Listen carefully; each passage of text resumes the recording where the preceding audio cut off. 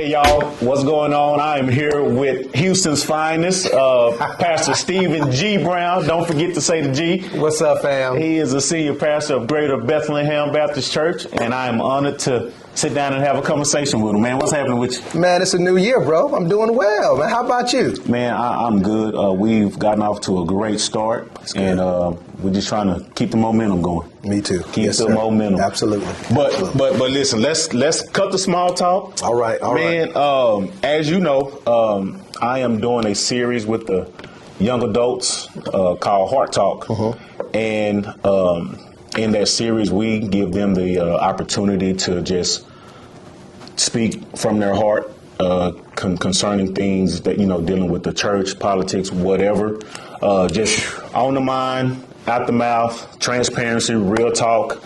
And that's what they've been doing. They've been giving it to me. Wow. But, wow. I could not move forward without hearing your heart concerning the young people, and as senior leader, watching them migrate from the church into other spaces. Yeah. And so let's get right to it. Yes, sir. Okay. Yes, sir. First question. Oh, boy. As senior pastor and overseer of God's church, where do you believe we've been most disconnected with young adults? Oh, man. Pastor Pierce, something happens, and it happened to me. When young people transition from being a teenager to being a young adult, something just disconnects. And I think there's a reevaluation of priorities and purpose. And in that reevaluation process, somehow, some way, church becomes secondary. And I mean secondary to everything else. And as a result, it's harder for the young adults to really have church on the list. The social scene is high priority. Job, employment is high priority. It could be higher education. It could just be work. Other things just begin to take a front seat. And I think in my own experience is because I've been told to do everything all my life. Yeah. And when I finally had just a smidget of independence, I was like, I'm out. And I was out. And there was just a serious gulf. And so I still see that habit being repeated with young adults. Some of them are looking for something else spiritually. Perhaps the church they grew up in doesn't fit them as an adult. It fit them as a child, as a teenager, but as an adult, it doesn't really fit their personality, their passion, their culture. And so then they begin to seek to find something that's a little more relevant to them. And I totally get that. And I've stopped being upset about people who migrate to more youthful, progressive ministries. I don't get upset about that. I get it. And I was there. So that's kind of how I see what happened. I got to the point I was independent and I wanted to exercise my independence. And the only place I could really put my foot down was saying, I'm not going to church this Sunday. And there was a sense of pleasure, but it was only temporary. But it sure felt good to not go to church for a little while. Yeah. So do you think, as it relates to politics, injustices, do you think the church's lack of, just every Sunday, Black Power. Yeah. I'm going to stand for this, that, and the other. Do you think that has anything to do with some of our young people leaving and just, them going to other spaces that focus on fight the power? Yeah, I think that's a key part of it. Thank you for bringing it up. I think the church has definitely taken a back seat to more progressive, non-spiritual entities that have been a part of the justice movement. Yeah. Absolutely. And I think what happened to the church is the church never stopped the justice struggle. It kind of, how do I say this? The justice just became interwoven in the fabric of the ministry. And so it was never anything that was standing out. Whenever the church did anything, it was an issue of justice. Helping people to get food, that's an issue of justice. Helping people to pay their rent, that's an issue of justice. And so it was never vocalized. The work was being done, but the vocalization of it just kind of migrated into the fabric of the church. And I think young people younger generations, they wanted to hear the language, and that's why they wanted to hear you make the statements and to do the slogans, and so they then saw the church as somewhat what's the word, Pastor Pierce? They just kind of not selling out, but selling short. It's kind of sold it short. And they wanted something a little more in your face, a little more aggressive. And so they had to do that parachurch outside of the church. And I've seen it. I've seen those organizations grow outside of the church, no real interaction with the church. And so a lot of young people who are really passionate, and that's another trait of young people is the passion. Another trait is cause driven. They're driven by causes, and I totally can identify with that. And so because the church is a little more not as aggressive with those issues, I see young people sort of migrate into something a little more in your face. Okay. So who would you say are the young adult heroes? And do you believe these heroes influenced them to part ways from the church? Wow, young adult heroes. You should have given me that question a little earlier. I don't have any names, but I think some of the faces behind some of the movements. And my phone is ringing. I hope y'all are picking up my phone ringing here. But some of the names, faces, and figures behind some of the modern movements. And we all know who they are. I'm not going to try to call any names. I'm gonna mess up a name. But I think that oftentimes believers, young adult believers, are heavily influenced by those who do things separate from the church. There is just a level of respect, and I think those become their heroes.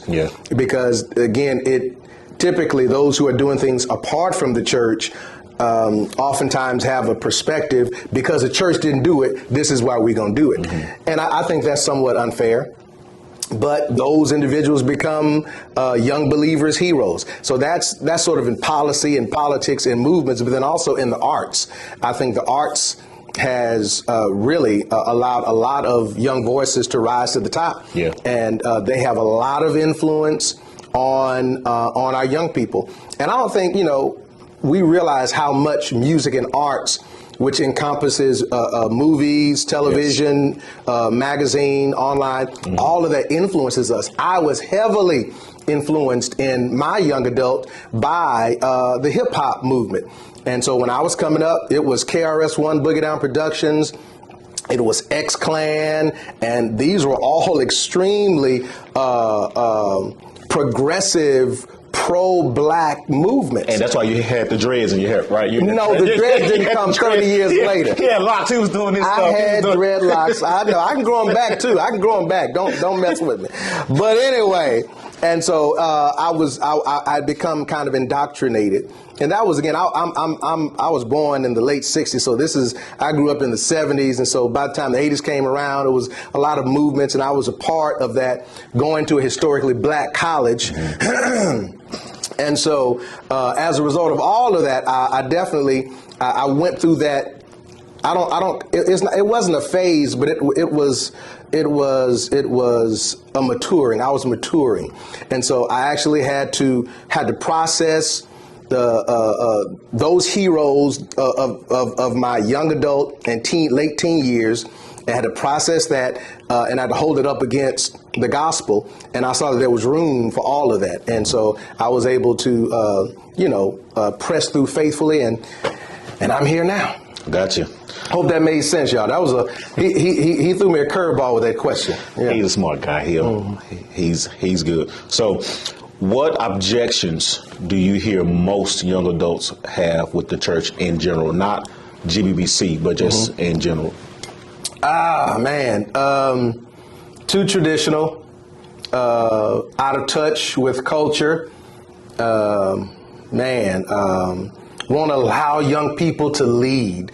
And I think that's one of the biggest things, one of the reasons why younger churches have a better handle on embracing younger people is because they allow them to lead. And so oftentimes more mature churches, more established churches, they're not as willing to allow young people to come in and lead. We're all going to make mistakes. So I'm not sure of the reasoning behind it. One of the things I've tried to do as pastor is I've tried to keep young people around me, Exhibit A, so that I can, demonstrate that we are future minded. We're present and future minded. But I think one of the things young people have disdain for is they have gifts and passions and a calling. And oftentimes the traditional model church doesn't give them room to exercise that, or they got to get pledged before they can actually serve. And it's always some challenges. And so they have a tendency to say, if you don't want my input, you don't want my gifts, then I'll give them to the world, or I'll give them to another ministry or whatever. And I think that's something that the traditional church has to really adjust and make room, make provisions for young people to share their gifts within the body. So that's a good segue into this question.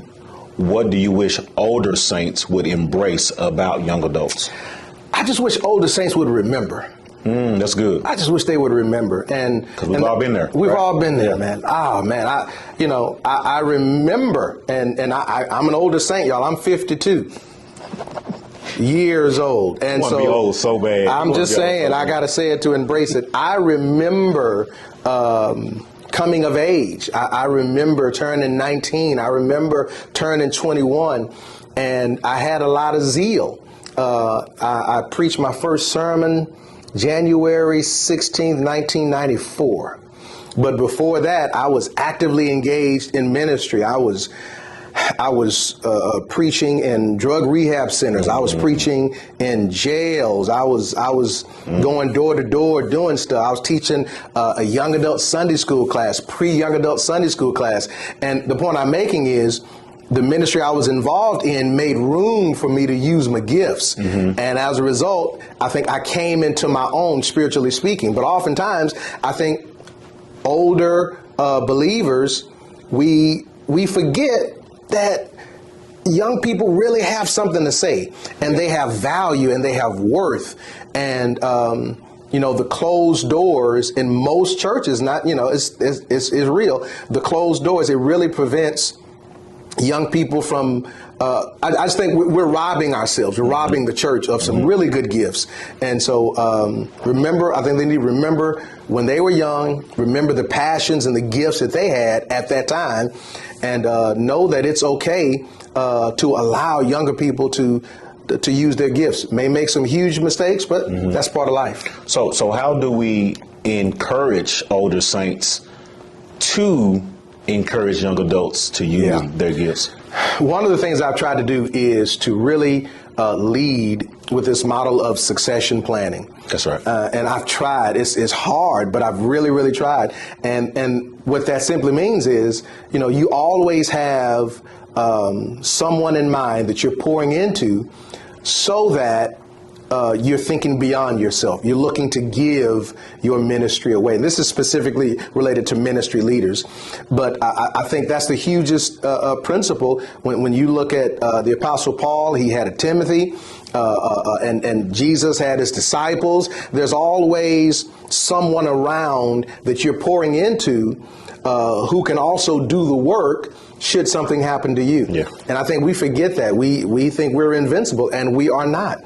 And oftentimes, I think it limits the effectiveness of our ministry. Absolutely. When we don't have those other individuals that are coming alongside, that you're discipling, pouring into, giving opportunity to. And I think we miss it in leadership in the church by not allowing these young people to use it. And I don't know.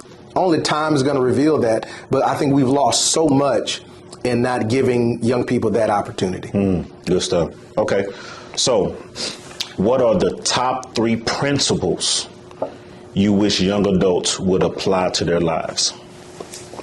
Wow. That's good, bro.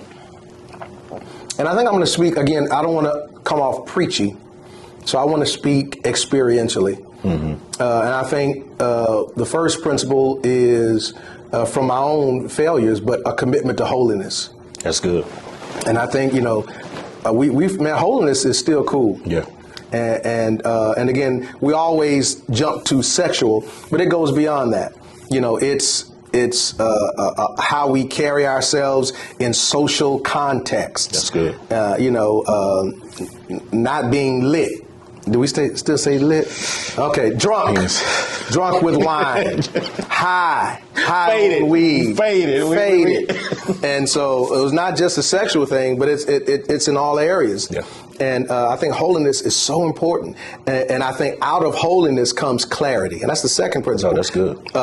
You're able to see and to hear what the Lord is trying to do with your life. And oftentimes it's hard to hear the Lord speaking to you because you got somebody whispering in your ear. And it's difficult. Holiness just, I don't know, man. It's so lost, and we're trying to rewrite what the Lord has challenged us to do in His Word, and I think we're missing it, and as a result, we are losing a lot of ground. So holiness, I think holiness gives way to clarity.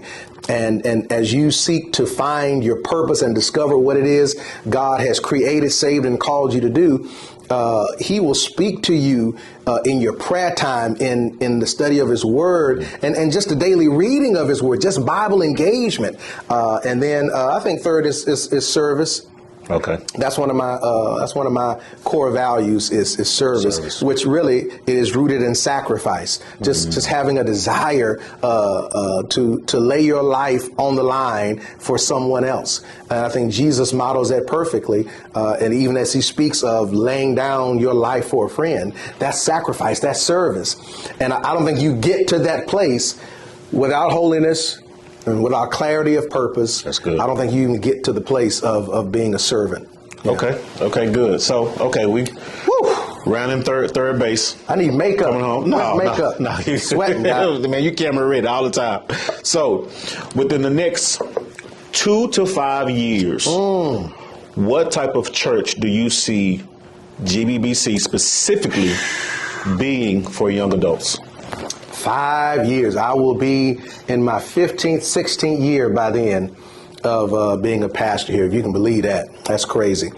Ask me that question again. I got lost. Okay, so in the next 2 to 5 years, 2 to 5, what type of church do you see GBBC being for young adults? Okay, I see our church embracing younger families.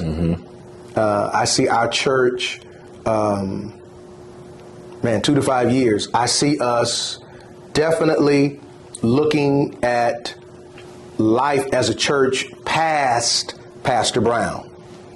And what that means is by then, I think I will be talking about who's next.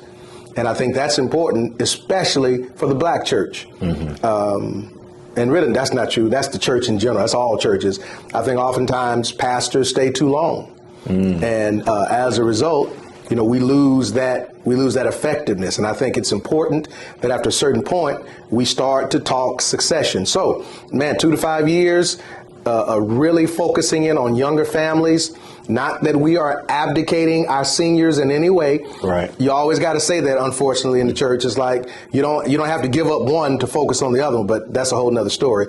But again, the younger family emphasis, more community minded and community engagement. Not that we don't do that now, but it's we may commit to being more visual with those things that we do, and that's really just.